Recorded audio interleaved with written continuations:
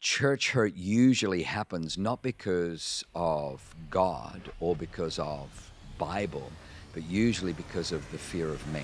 Welcome to the Maverick Entrepreneur Podcast, where business success meets personal purpose. Here we empower entrepreneurs to strike that perfect balance between massive growth and unwavering values. Dive deep into strategies, inspirations, and stories that ensure you set your foundation in faith and don't compromise your family on your ascent to the top.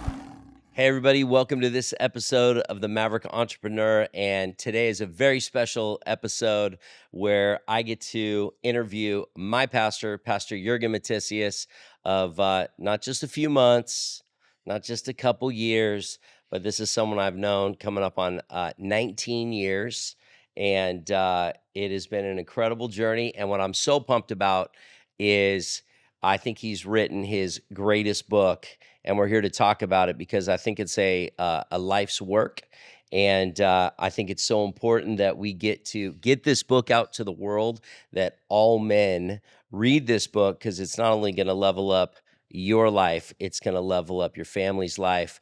And honestly, people talk about legacy so much, and I'm thinking, man, if you don't have the tools, the resources that are telling you the truth, I'm wondering how you're even going to get the real results of what legacy could be possible for you. So with that being said, welcome, Pastor Jürgen. Thank you, Dr. Matt. It's Come an on. honor to be on your show. Oh, I don't know if Great it's a to be show. I haven't beat Joe Rogan yet, but I'm prophesying. Come on, it's up there. It's so awesome. It's up there. It's a great podcast. It's gonna be. It's gonna be. Come on, I love it. And you know what I'm really excited about is one. I just want to, publicly thank you because when you've grown up around men, I had a great dad that used all the tools he had to try to raise up great boys, and thank goodness my brother and I turned out pretty good. But I look back now and it grieves my spirit to know my dad did the best he could, and honestly, I don't think he had any resources. Wow. Or even knew that Yeah. he maybe need the resources that maybe we have access today. And I realized at this Emerge, actually, 2024, that so many of my friends still today don't have the tools. Yeah. And one of the greatest things about our men's conference that you birthed years ago, was this our 10-year anniversary? Actually, I think it's even higher than that. I think it's 15, but it was 10 years that we've kind of had this concept fully developed. It took us 4 or 5 years to fine tune it, and now we're 10 years in. We've got it streamlined. It took us almost 5 years to get it right. Yeah, wow. To get the chemistry right. Let Because me I tell you. didn't want to do what every other church was doing. Get a whole bunch of men into a room, trick them with muscle cars in the foyer, bacon cooking, on the stove, and then beat them up for, a whole day on making them feel guilty for being wired, with masculinity and testosterone. So I didn't want to do that. So yeah, well, I'm going to set you up because I want to unleash you to the world. I remember back in the day when I was, feeling like maybe I was a little mini lion with a little roar on the inside. Sure. I remember grabbing 4 of my friends and we went to this camp, Wild at Heart. I read that book that's right, by John Eldridge. Yeah. And it was at the time, one of the only books speaking into the Christian men that you didn't have to be saved. We're saved, not soft. I love that shirt. Yeah. But he was talking about being real men, and I found so much freedom, but I was almost afraid to talk about it at our church because I was still so new and we were still becoming friends that I'm like, I'm going to go do this thing. And when I came back, I was thinking, what could be greater? Well, now that I look to see what has come out of your thought life is, man, this is Emerge Men's Conference is maybe 20x what that was. And at the time, that was everything. Wow. I mean, I came back and I bought a sword and I'm thinking, yes, it's going to hang. Exactly. But I want to just talk about why have you, and by the way, your other book. Yeah, Push. Oh. Yeah. Oh, you got to know, Push, Pray Until Something Happens was actually a book that shifted everything in a lot of my friends in the business world life. And one thing that I do appreciate you, at being a pastor, you also have a business mind. Mm. You're calculated, you think like an entrepreneur. Yeah. And so when I grew up thinking about pastors, I just thought I was going to get judged. I couldn't be successful. I could never make money. If you made money, you were a sinner. And so, and I know my dad felt that way because as Wow. soon as we How started really be evil. getting Evil. successful multiple times in our life, Yeah. I look back now and it's self-sabotage. He would Yeah. self-sabotage Yeah. because there was so much guilt associated with my family's Yeah. wealth. And so then he'd go upside down, Yeah. then make it again, go upside down. And it was almost like you were worthy of God's love if you Wow. filed bankruptcy for the kingdom. Wow. You know, so Wow. man, some twisted stuff that I had to Yeah. break. But that's because you think different. That's why we Yeah. have PFA, Yeah. we have vision building, we have all the stuff that nobody else is doing. Yeah. I would love for you to talk about, because we're going to get to your book. Sure. Yeah. Why do we have so many people that feel like they can come to church, be a man, not apologize for it, Yeah. love marriage again, because the world tries to twist like ball and chain to the point if I hear one of my friends say that in the marketplace, I'm like, bro, you say that again, we won't be hanging out. Wow. Good. Yeah. You taught me that marriage is a beautiful thing designed by God. Yeah. Business, go flourish. Yeah. Unapologetically, be a man. Yeah. I would love for you to, and I know you talk about them, Sure. but what was that burr in your spirit that just said, let's go? And then we'll get to your book and we could talk about the why behind this new book that just came out. Great. Well, first of all, let me just commend, you, Dr. Matt. Dr. Matt's one of the few people that actually calls me his pastor, that actually lets me pastor him. It's so funny. I have so many people that I'll just hear, oh yeah, this is my pastor. This is my pastor. And I'm like, and I appreciate it, but I'm like, the truth is, I'm not. I'm your friend and I'll be there when you need it. But, I'm not their pastor. They won't if I spoke into their life, they'd be out of there. It's so, so that's the first thing that, Dr. Matt's the real deal. And the second thing, with, especially with marriage, the mindset of ball and chain and, just like if you hire a personal fitness trainer, that fitness trainer is going to bring pain. If you're paying a fitness trainer and everything is marshmallow easy, then you're really wasting your money. To get in the best shape of your life, he's going to make you do things you don't want to do, to the point where, there are days you might be puking, you might be throwing up. There are things you want to eat, you won't be able to eat. There's, reps that you want to quit at that he's going to push you beyond. So what a wife is a gift from God. And if you see it through that lens, that there are days that you're going to do things you don't want to do. Yep. And there's days where there's going to be pain and discomfort, but literally, if you can put it in the vernacular that your bride is God's trainer to make you the very, very best, the leanest man with integrity, with valor, with honor. What I found, and again, because I come from such a jacked up home, and I think that even the catalyst for the book was I used to lament. I used to look at other people and say, man, they got it so much better. My dad ran away from home at 14, hated his father, never spoke to his father. I never met my grandfather on my father's side. Every time we would bring up, his father, he would like demonically grit his teeth and seethe and just spit venom, this hatred, this bitterness. So we knew don't go there. He would, get drunk, fly into a rage, beat my mother, beat myself, beat my little brother. Like it was a really difficult home to grow up in. So then I get saved and I'm like, I'm going to disown my father. And, but I always had this lament that all these other people had dads that loved them and dads that supported them and dads that were there for them.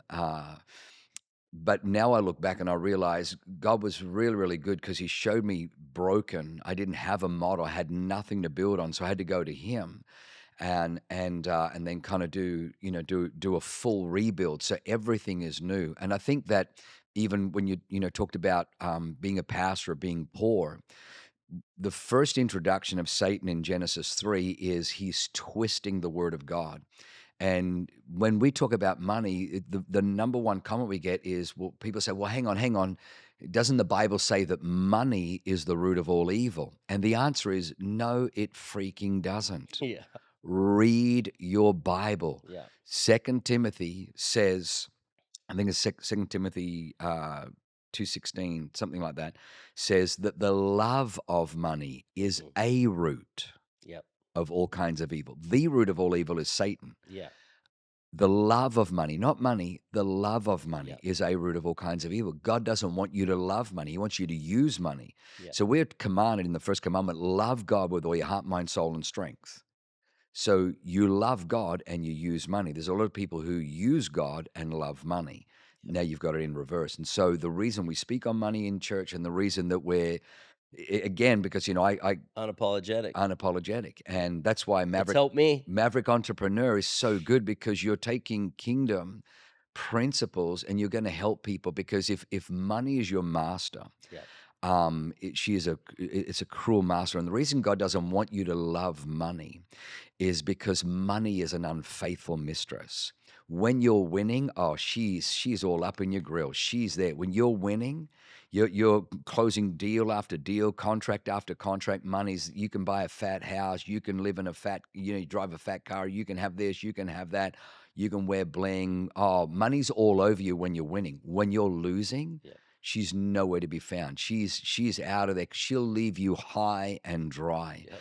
And so God's like, don't love her. Don't love her. She's not faithful. God is the one who's with you on the mountaintop as well as in the valley. He's the God that never leaves you or forsakes you. So God says, hey, I want you to love me and use money. Don't use me and love money. I mean, it's so good, and I'm the fruit of being under that teaching for so long, because I didn't realize how jacked up that thinking. Every once in a while, you hear a little thing pop up in your head, and I think another thing you taught too is, man, when I had the revelation of fear of the Lord, it became a lot easier that when money starts to creep in. Yeah. I love when you tell that story when the bucket comes by and the dollar bill. You got to do it. You Oh got my to do gosh. it. It's It's so literally funny. changed It's so how I funny. look at money, because Yeah. money Yeah. talks to you. Yeah, it's But you so don't. true. People don't really think Yeah. about. No, money Yeah. doesn't talk to you. Yeah. Explain how money Yeah. talks to you. Well, it's really funny. So this is a true story. I was at a youth conference, and they were taking an offering, and I kind of felt like stirred. And so this was back in the days where churches weren't geared for online giving. This is going back probably 20 something years. Churches weren't geared for online giving. Nearly all the offerings were cash. It was just kind of. So I remember opening my wallet. I felt really, really stirred. And as I looked in my wallet, I had a $50 bill and a $5 bill. And I felt so stirred. And then the flipping diabolical pastor says, hey, before you give, I want you to close your eyes and pray and ask the Lord what he would want you to give. And I'm like, oh, I'm gonna cut this off at the pass. I'm gonna shortcut this, because I don't want to ask the Lord, because when I look at those two bills, I know which one God's going to choose. So I've already purposed in my heart, like Paul says, I'm going to give the $5 bill. Yeah. I'm going to give the 5, and I look at the 50, and the 50 is amening me. It's like, amen. Yeah, you need me. Remember, we're going to go out afterwards. You got to put gas in your car, and then we're going to go eat. $5 I'm going to put gas in, buy your food, but 50 will. And then the pastor says, come on, I want everyone to bow their head and close their eyes. I'm like, I don't want to bow my head and close my eyes. Come on, I want you to ask God. I'm like, I don't want to ask God. I don't want to ask God. Yeah. And he says, come on, ask God. I'm like, oh, shoot. I said, all right, God. I said, I know I don't need to ask you. I want to put in the 5. You want me to put in the 50, don't you? And he goes, nope. I'm like, come on, reprieve. I can get away with the 5. And goes like, nope. I'm like, hang on. If you don't want the 5, you don't want the 50. What do you want? He goes, both. Oh. Put in both. No. So the offering bucket comes to me, and I pull out the 5 and I pull out the 50. Well, it's interesting. I throw both notes in, and this is just crazy how it happened. It's kind of God toying with my kind of comical mind. So I throw both notes into the bucket. The 5 immediately goes down. And he's with his friends, and they're like, partying down there. The 50, he's hanging out of the top of the bucket. And it's like as the bucket is going down the aisle, it's like in slow motion. He's like looking over the top, going, "You're gonna regret this. You throw me away. You know what? I'm telling my friends we ain't ever coming back to you." And it's like staring at me going down the. Meanwhile, the fives down there, partying with all the other $5 bills. The 50s just staring at me, going, "I hate you. I can't believe you put me in there. You need me. You need me." I'm like, "Shit, come back." You know. Anyway, so it was like, send me, I will go. It was like I crazy. can't tell you Yeah. how many times I've thought of Mm, that story. I mean, yeah. hundreds of times over the years when we first told that, and it's almost like I have that same voice every time now. The faster I get, like, come on, Yeah. sow that seed. I just Yeah. have to see it and believe it as seed. And Yeah. I think it's so good for people to hear. I just got a DM. It's Yeah. amazing. Yeah. Some of the people that watch this, Yeah. they don't live here. They live around the world. Sure. Maybe they never heard the gospel. Yeah. But they're watching. So Yeah. it's the little things. Mm. I just got a DM recently asking me what saved means. And I wasn't Wow. going to go there, Wow. but Sure. I felt something on it when you Yeah. said, "Oh, when I got saved, you got Yeah. saved on a beach at a Yeah. surf Yeah. competition. You weren't religious. No. You didn't get saved in church. No. A pastor didn't save you. Yeah. Who does save? What does that word even mean? If we Yeah. could give context, because I thought it was a great question." Yeah.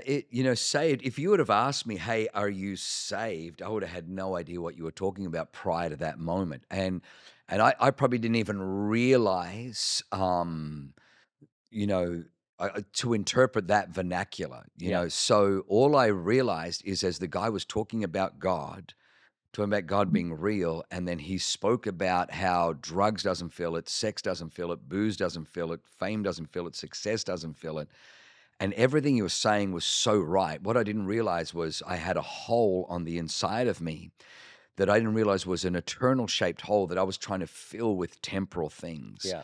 And then this guy talked about how he grew up in a Christian home. His father was a pastor, but he was like he came fourth that year on the world amateur circuit, Wow. and he won the competition. He came first in that one. I came fourth. I made fourth place.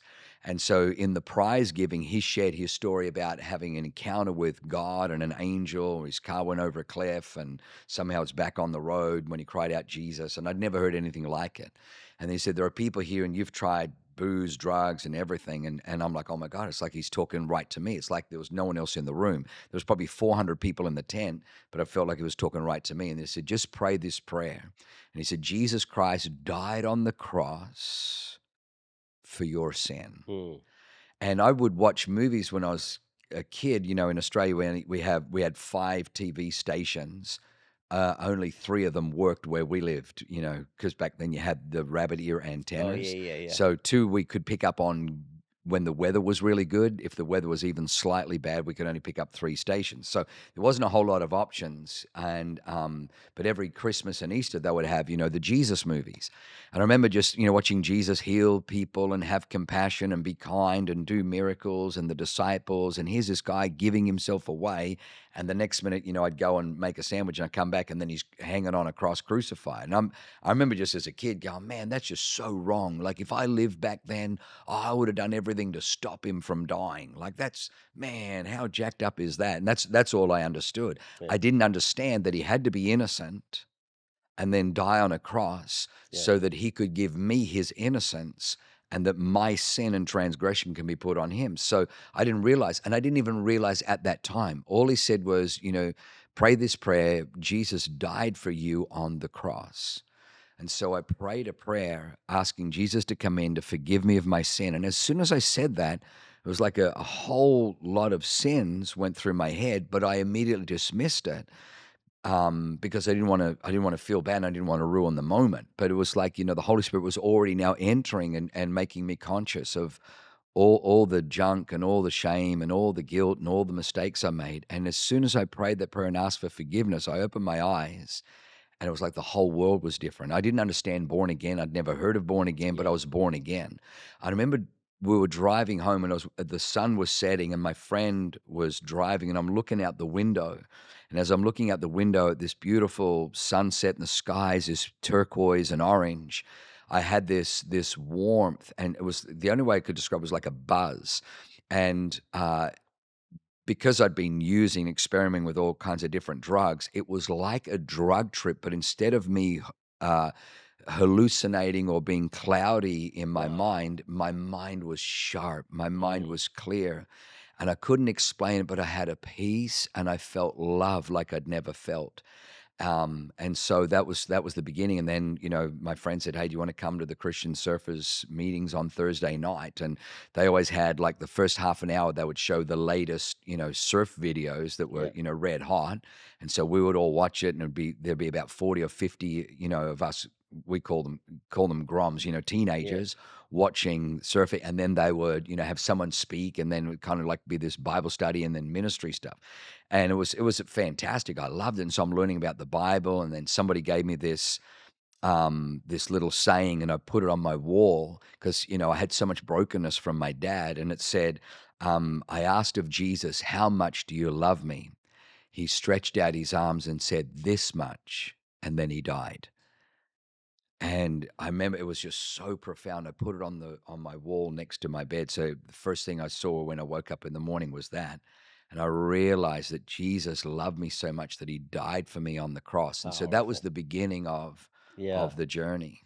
Well, I think it's so powerful to explain that because I appreciate it. Mm, Because I think just being raised in a Christian home, mm, you can get so Christianese, you kind yeah, of forget how to yeah, talk mm, to people they've never even heard the gospel. yeah, And mm, I never want to forget that. So I yeah, really appreciate yeah, you sharing that mm, because I got the DM. It was so innocent, like yeah, didn't understand that vernacular. Whether you were mm, lost and now you're yeah, found, or you were mm, you needed saving. Some people yeah, don't even know they need yeah, saving. But the yeah, bottom line is you're a new creation. yeah, You're born again. yeah, You're born physically. yeah, One mm, time, yeah, but then when you accept Jesus, you're yeah, you're born yeah, again spiritually, yeah. and it's a new birth. Yeah. Probably the second thing I heard was that, and it was beautiful because it was, because a lot of people poo-pooed Christianity. "Oh, Christianity's like a crutch, and it's like Oh, this." so weren't they handing out crutches at the surf Yeah, competition? no Hey, you crutches. gave Jesus, here's a Yeah, crutch. yeah, You're gonna get weak from now on. yeah. Well, that was the I whole thing. The know. Christians were lame, were weak, and I remember, going to one of the Bible studies, and it said, if you're born once, you die twice. If you're born twice, you die once. Whoa, that's And I good. remember just like, man, like that's intelligent, like that's deep. That's what does it mean? Explain it. They're like, well, if you don't get born again, you die, and then you face the judgment, and that's the second death, where you're thrown into Yeah. the second death, the lake of fire. And but if you're born twice, if you're born again, so Jesus in John 3 says you must be born of water and the Spirit. So the first time you were born of water. Yeah. Your mother's waters broke, Broke. the amniotic sac broke. You were born of water, but you have to be born of water and the Spirit. That's why you have to be born again. And so the Spirit comes from heaven. So when you're born again, the Spirit of God comes into you so that you have a place in heaven. You have a place in eternity. So if you're born twice, you only die once. So But if you're good. born only once, you end up dying twice. And I haven't heard So it we explained that recommend way. don't die, Don't die don't die twice. twice. Get born again twice. Get I born love it. twice. Well, listen, I know I brought you on here to talk about your book, Yeah. and we're going down Mm. very important things. Yeah. But I do want to talk about just like, we live in a society where there's a Yeah. lot of confusion. Yeah. I see more men apologizing Yeah. for being men. Yeah. You just, the whole Mm. term toxic masculinity. Yeah. And then here you are coming out with a book. I even love the cover. It is so you. It's so Yeah. funny. Yeah. But you're talking about God's biblical blueprint. What do you mean? Yeah. The Bible is a blueprint for men. Yeah. Why aren't more pastors Mm. talking about it? Number Yeah. one.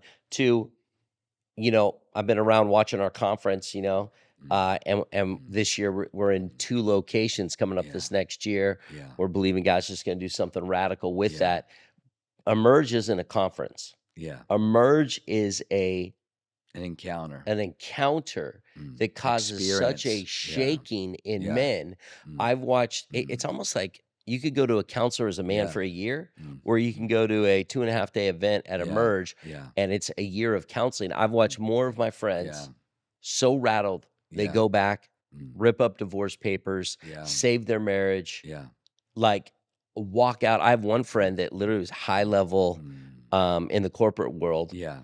When he's done, on a Friday when his kids get half day on Friday, he just walks out of the office and he tells his guy, "You can fire me. I've realized my kids need their daddy more than ever now." Wow. And so he leaves at noon on Friday because the kids get half day. And he says, "And come this summer, I'll be taking one day off a week. You tell me which day, because I'm going to dedicate that whole day to my two boys." I was Come like, on. So good. because he had So good. spent So good. hundreds of hours Yeah. giving his life to a company that if he Yeah. died tomorrow, they'd Yeah. replace him. Yeah. He never had that revelation, no matter what he said, until Emerge. And Wow. he brought his kids to Emerge Junior. Wow. And he said, "Yep, Wow. we'll see what happens." He goes, "I told them I was leaving for Emerge Junior. They didn't believe me. But when I Wow. left, they now know, and I'm not coming back on Friday." He goes, "We'll see how this happens." When the guy came back, the CEO of his company was so convicted in his stance for his boys. He says, "I'm going to make a new policy." He hasn't made it yet, but he says, "I'm going to figure this out because I got two boys. And guess what? I miss their life and I regret it every day. You're doing something I never had the courage to do." Wow. And so now the whole company is talking about a man that made a stand for his family because he came to Emerge, got your book, got so messed up. And he goes, "Two things will become important, more important Yeah. than my career, is my marriage and my two boys." Yeah. I was like, okay, that's Yeah. enough right there. Yeah.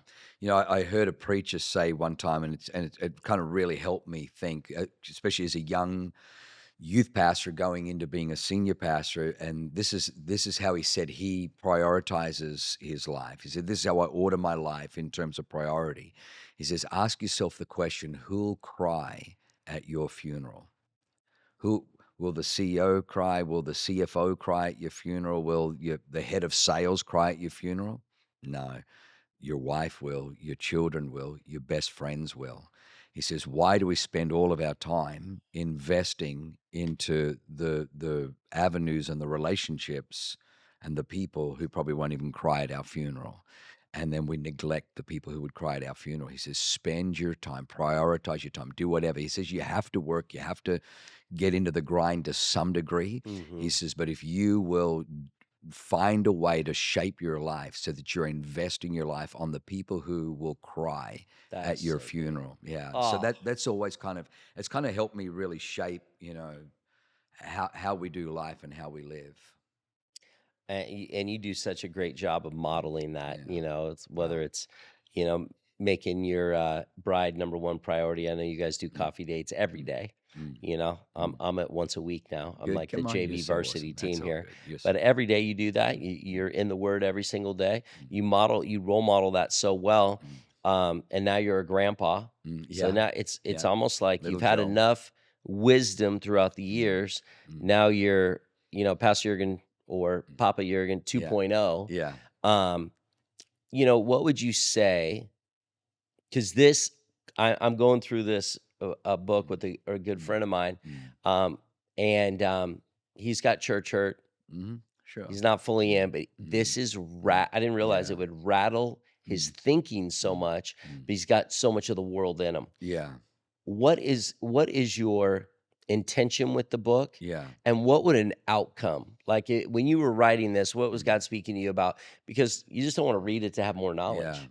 What do you want this an understanding this blueprint for true masculinity? Yeah.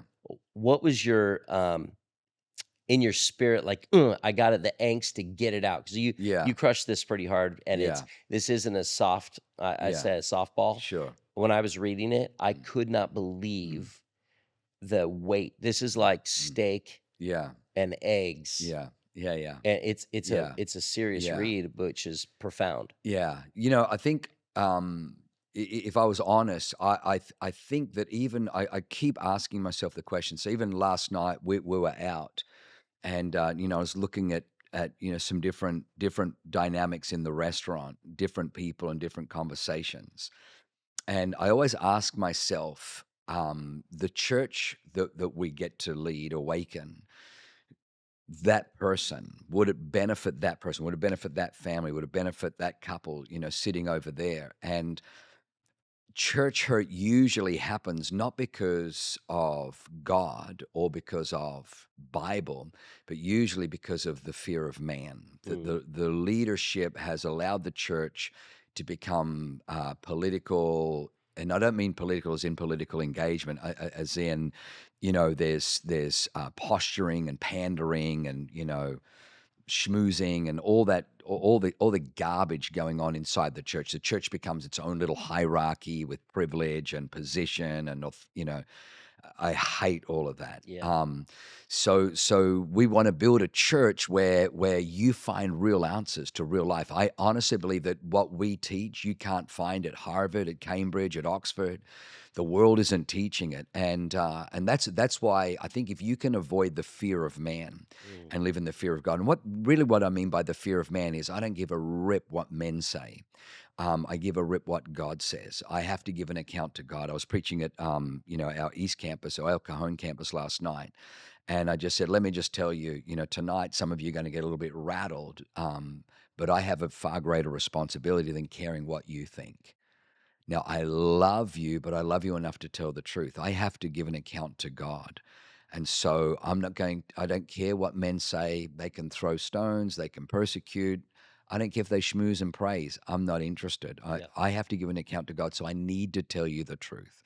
And I do it lovingly because I'm a shepherd. It's not brutal.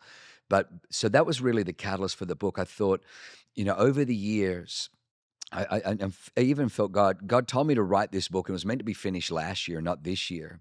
But there was just some editing issues, and I didn't want to rush print it, and so I felt God give me a little bit of grace, and so that's why I got it out for this year's Emerge. And even then, it was like a stretch to have it ready in time. But there were 14 aspects, 2 lots of 7. 14 areas in my life that God highlighted and identified that were broken, that were dysfunctional, that were deficient in my life, that were roles, that were hats that we wear as men. Yeah. So you'll find that it begins as son, father, or I think it opens as man. So what is a man? So I describe what God engineered as a man. So it's amazing how the devil has convinced men that, hey, if you want to be a real man, whatever you do, don't go to church. Yeah. It's soft, it's weak, it's corrupt. They're going to feminize you, or even worse, they're going to neuter you. And I think that's why it took me 5 years. There was all this pressure. Hey, you got to start a men's ministry. You got to start a men's ministry. But I didn't want to do it because every men's ministry that I saw, it blackball. It crucified masculinity. You're not allowed to like boobs. You're not allowed to like fights. You're not allowed to like competition. You're not allowed to have a drive to win. If you have an ego, that's a product of the sinful nature. And this, and so I didn't have the answers. But I knew that what I was seeing, I'm like, I can't do that. I can't get men into the room and say, you ought to not look at boobs. You ought to not be attracted to women who are not your wife. You better not get excited when the Victoria's Secret catalog arrives at your door. You better not like fights, and you better not like winning, and you better not want to be a successful entrepreneur and a winner in this life. All of that is wrong. You should be humble. You should be neutral. You should be. And I'm like, I just don't know if that's a message I want to give to men. So then I start reading the Bible, and I'm like going through the Bible. I'd read the Bible every year from cover to cover. So we do the 1-year Bible. It's the best thing in the world because I'm like, half of this crap that they're preaching I can't find in the Bible, and the other half is they've taken Bible verses and twisted it. Yeah. None of what they're saying is accurate. Yeah. God created you to win. Paul said, I discipline my body so that when I race to win the prize. Yeah. He's like, hey, I ain't happy with second. I don't want to play. If I make second and third this year, I'm going back to the drawing board and figuring out how I can win next year. Yeah. And that's in the Bible. Like we used to always hear, hey, it doesn't matter if you win or lose. It's how you play the game. Well, that's not in the Bible. The Bible says run to win. Yeah. Run to win. And then I'm reading about the Bible says, always be enraptured with the breasts of your wife's youth. Yep. And so I looked up the word enraptured in the Hebrew, and it literally means inebriated or intoxicated.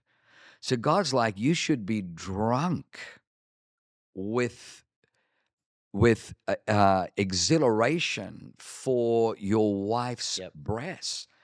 And I'm like, I've never heard that preached. Yeah. It's in the freaking Bible. No conference I've gone to. So God says, Jürgen, I didn't say don't look at boobs. I just said look at your wives. Because if you start looking outside, your life will go outside, Yeah. and then you're going to create a mess. Yeah. But celebrate your wife. Like God didn't say nudity is bad. He just said nudity outside of your marriage. Like make your focus your You made bride. it. Make your and so what. The Bible is a blueprint for success. I'm like, oh my God, well, what about, success? And God's like, dude, what did I say to Joshua?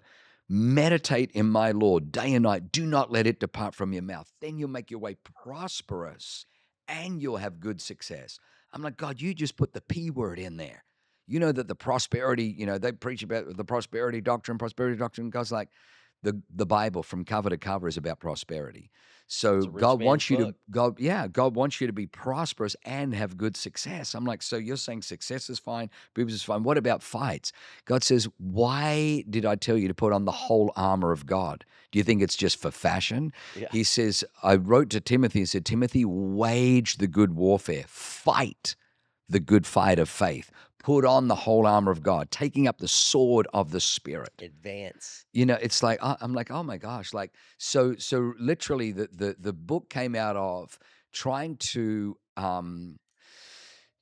get rid of all the religious twisting, and you'll hear these words. And for those people who said, what does it mean to be saved? Just so you know, a religious spirit is evil. It's not good. Yeah. God never made you to be religious. Yep. He made you to be in relationship with Him. Yep. Religion is what I do as an alternative to be in relationship with Him.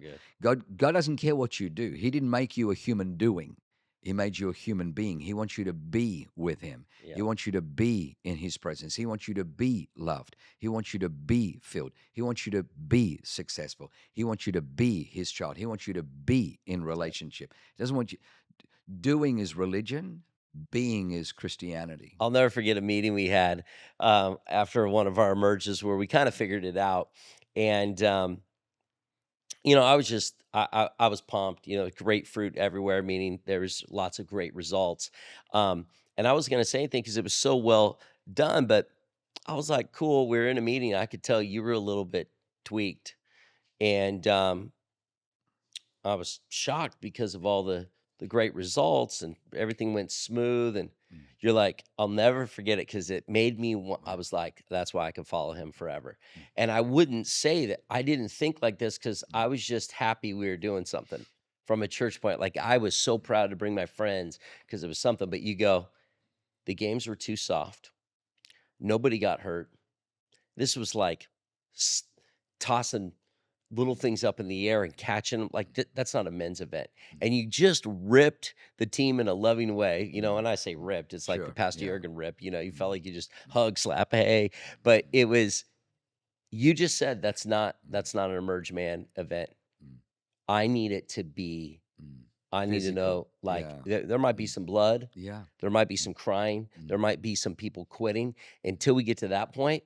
So this year, I'll never forget, we had our first team quit ever. Wow. That couldn't handle it, walked off due to the pressure. Really? And it's been a really good discipleship deal.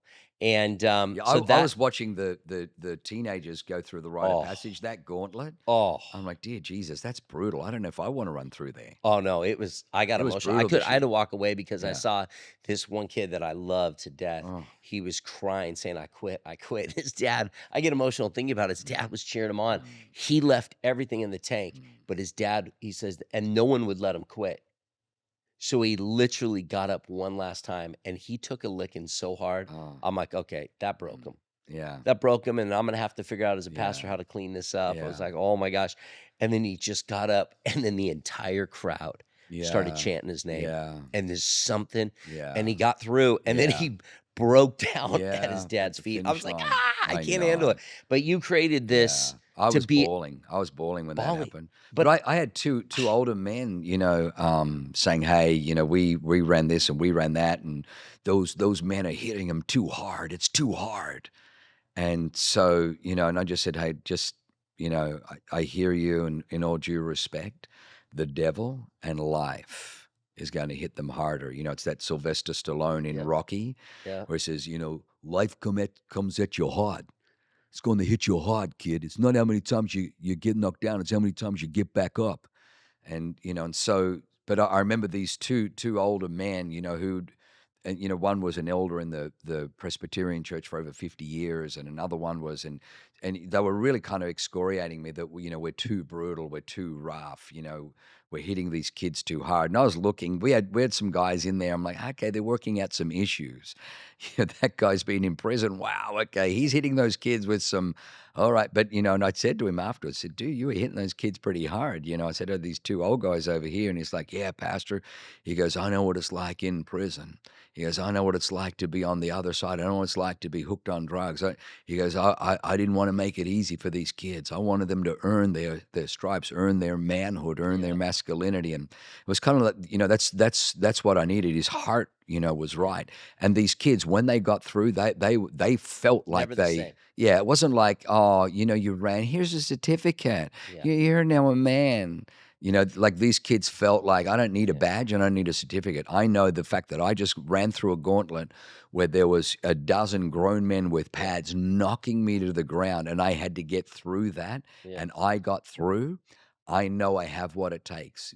Throw curveballs at me in life, I can get up and get through. Yeah. I had a man at the fire that I just said, hey, tomorrow I need you to get up. I just felt like that. His whole breakthrough was watching men get it. And he goes, I never had anything like this. And he didn't have a dad. And he was so emotional. Seeing that right past, he goes, I've never seen anything like that. I got to spend this next year working on myself. So listen, I know just due to time constraints, we are going to do a part 2 of something. But Emerge Conference is once a year. Emergemen'sconference.com. Check it out. Yeah. And then this book we can find on Amazon. Yeah, Amazon. Book. And I just encourage you, get a group of men together. If you get it by yourself, that's great. You get together with a group, read one chapter a week, discuss it. This is the type of book it is. It will help you if you apply it to your life and you build other men that can think the same way you. My greatest thing that my takeaway is I look around now. I don't have one man that would come pray for me. If something happened to me or my family, I'd have an army of men that know how to pray and go to war, spiritual warfare, that are real men that know how to fight. And you cannot put a price tag on that. It is priceless. And I would I'm still in San Diego. Yeah. Not just because of what people call church. I'm here because of the relationships, the warriors, the mighty men of God, and what you've helped create. Well, I'm grateful for it. Well, that's if we can finish on something, I think that's probably the key to success that most men don't realize. So, there was a song, I Did It My Way. And but he even says that's a song he didn't want to publish and he didn't want to sing. So the first thing the Bible says is not good is for man to be alone. Yeah. So we tell every man that you're a pack animal. You're a pack animal, and that there's strength when you find your tribe, you find your people, you find your pack. Every man that struggles alone. When a man is under pressure, he isolates, he disconnects. Men don't do good alone. So the sad thing is there's people, they were, self-made millionaires we hear. They're an overnight success. They're a self-made success. And it's, and there are self-help books, and self-help books are a deception because if it's the best thing a self-help book can do, if you go to a Barnes and Nobles and there's the self-help section, it should say, are you a man? Don't self-help. Pack help. Find your tribe. If they really cared, find your tribe. Find a group of men you can do life with. The first murder happened. Cain murdered his brother Abel, and God comes to Cain and says, Cain, where's your brother? And the murderer, Cain, says, how would I know? What? Am I my brother's keeper? And that's the words of a murderer. I shouldn't care about anybody else but myself. And God's like, actually, you know what? You're meant to be your brother's keeper. What the hell's wrong with you, boy? So what I love about what you've done with men's prayer, taken it to another level, is there are men in the room who before they hear about prayer, get challenged about facing their issues, being honest, being vulnerable, being transparent, get into groups with other men and allow that vulnerability, that moment for other men to pray with them, to build friendships and relationships. The truth is, I know that I would not have made it had God not surrounded me with friendships and relationships. So even as we've built the church, probably the one censure and excoriation that we've gotten over the years is you're way too pally, you're way too friendly with your team. They won't respect you. You can't lead your friends. You've got to they're just got to be staff. They got to be, you can't bring them in close. Whereas I look at Jesus and he said to the disciples, no longer do I call you servants, but I call you friends. And they ate together, they hung out together, they went fishing together, did everything together. I'm like, well, what you're trying to tell me works? You guys are all jacked up. Your churches, I would hate to go to your church. I love my church and I love my life and I love my team and I see health in my team. And so we have this beautiful camaraderie where we do life together. You're meant to do life together. And so you might be the biggest badass man with muscles on your muscles and Mr. Olympia and, 3% body fat and, $1 million mansion. But I'm telling you, if you don't have a pack, if you don't have a tribe, it can all come crashing down like that. You can't hold your life together. Even Moses, the man of God, who had the rod of God, that rod parted a Red Sea. That rod struck the Nile and turned it into blood. That rod performed miracle after miracle, and yet when he went up on the mountain, when the Israelites were in battle with the Amalekites, his arms grew weary, and thank God he had Aaron and Hur sit him on a rock, and they held up his arms when he couldn't hold up his arms anymore to bring a victory for what was precious and important to him, the shepherding of Israel. And so every man needs somebody on their left, somebody on their right who will hold up their arms when they run out of strength. When you're winning, you're right, I'm badass, I don't need anybody. Well, that's awesome when you're winning. But as you get older, your energy levels wane. And if you've never invested when you didn't need friends into friendships, when you get there, you're going to lose everything you spent your life building. So invest in relationships and just understand that a friend isn't somebody who is your friend because they get things from you.